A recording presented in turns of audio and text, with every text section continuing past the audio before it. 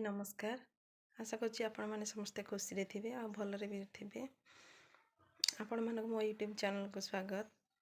जो मैंने भी सब्सक्राइब करना सब्सक्राइब कर देबे। आज चला आमे पखाळ सहित खाइबा पे गोटे रेसिपी तैयारी करिबा।